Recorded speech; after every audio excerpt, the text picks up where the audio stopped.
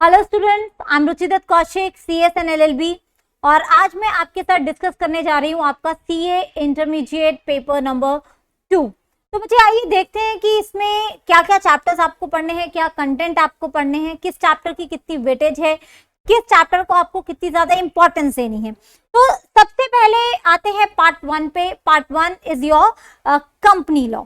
Company law बच्चे एक ऐसा पोर्शन है जिसे थोड़ा बहुत आप अपने फाउंडेशन में भी पढ़कर आए हैं, लेकिन काफी कुछ अब इसमें क्या है और नया है। तो देखिए, सबसे पहले इसमें प्रिलिमिनरी है। प्रिलिमिनरी की अगर मैं बात करूं तो कंपनी क्या होती है, characteristics of the company, lifting of corporate wheel, ये सब आपने फाउंडेशन में भी पढ़ा है, तो हाँ ये रिपीटेशन है। फिर इसमें देखिए incorporation of company and matters incidental thereto. Company incorporate कैसे होती है, उसका क्या प्रोसीजर है, certificate of commencement of business कैसे मिलता है, ये सब इसमें हम अब पढ़ेंगे। फिर थर्ड इसमें आता है prospectus and allotment of securities. बच्चे काफी लेंदी चैप्टर है। प्रोस्पेक्टस की अगर बात करें, अगर हम अलॉटमेंट ऑफ सिक्योरिटीज की बात करें तो आराम से इसमें 5 to 6 क्लासेस लगती हैं, क्योंकि इसमें दो एस्पेक्ट्स कवर हैं, one is prospectus and another is allotment of securities. फिर आप देखिए share capital and debentures. Share capital again it's a very lengthy chapter, again 5 to 6 classes. Debentures में आपकी 1 से 2 क्लासेस लगती हैं, और ये चारों चीजें मिलाकर आपका 30 to 40% कवर होता है आपके 60 मार्क्स का। जैसे मैंने यहाँ पे बताया कि आपका पूरा कंपनी लॉ कितने मार्क्स का है, 60 मार्क्स का है, तो 60 मार्क्स में से 30 to 40% आपका इन 4 यूनिट्स में से आएगा, यानी कि 18 से 24 नंबर के लिए आपको ये सारा कंटेंट पढ़ना है। अब कंपनी लॉ में ही आगे चलते हैं। नेक्स्ट पोर्शन है कंपनी लॉ का मैनेजमेंट एंड एडमिनिस्ट्रेशन, यानी कि इसमें हम मेनली 2 चैप्टर्स की बात करते हैं। One is your registers and returns and second is your general meetings.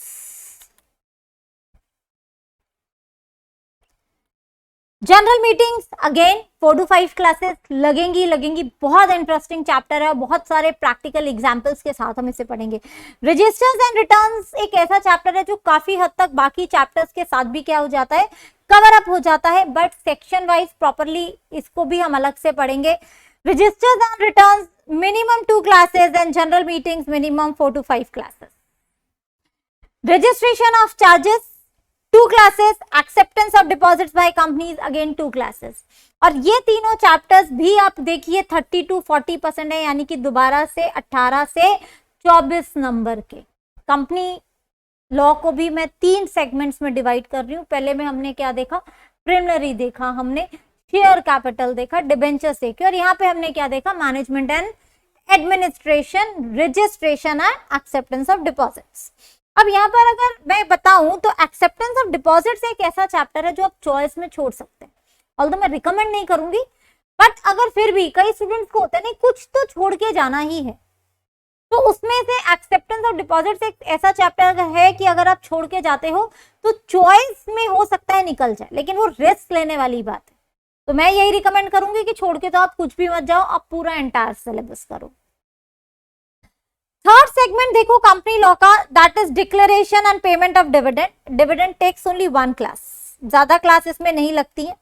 Accounts of companies and audit and auditors, yes again बहुत डिटेल्ड चैप्टर्स हैं, और दोनों को मिला के 3 to 4 classes account and 3 to 4 classes audit, इतनी क्लासेस इसमें लगेंगी।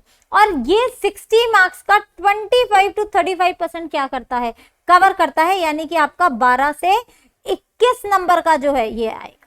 तो अगर आप देखें तीनों ही सेक्शंस, तो 20 20 20 60 नंबर का कंपनी लॉ है, तो 20 नंबर का ही तकरीबन आपका आएगा इसमें से, यानी कि आपका फर्स्ट सेगमेंट हो गया। फिर 20 नंबर ही तकरीबन आपके आएंगे मैनेजमेंट एंड एडमिनिस्ट्रेशन वाले सेकंड सेक्शन में से, और थर्ड आपका कंपनी लॉ का क्या हो गया, डिविडेंड, अकाउंट्स एंड ऑडिट, और इसमें से भी तकरीबन आपके 15 से 20 नंबर के क्वेश्चंस आएंगे। अब कंपनी लॉ के बाद देखिए सेकंड पार्ट आता है इसमें अदर लॉज का, विच इज 40 मार्क्स।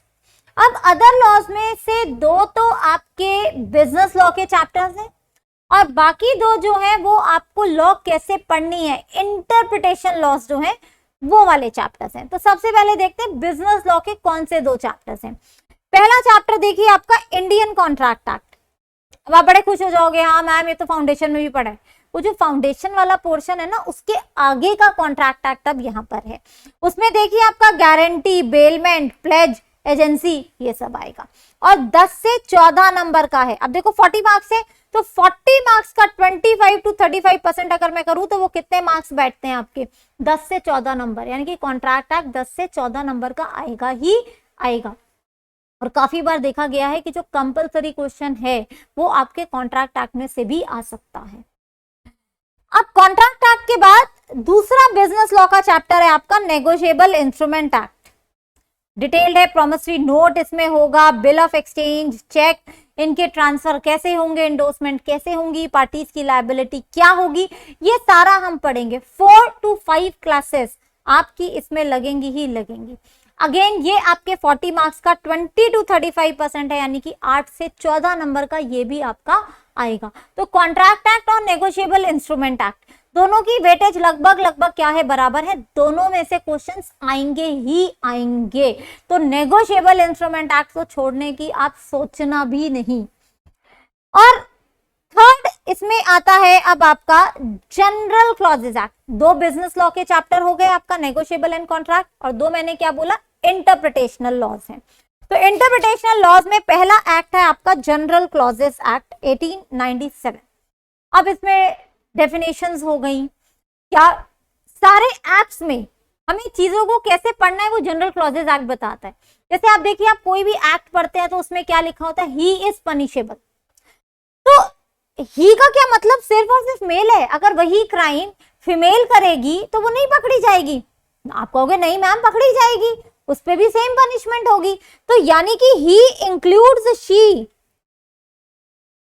ये कहां लिखा है, ये जनरल क्लॉजेज एक्ट, ये पप्पा है सारे एक्ट का।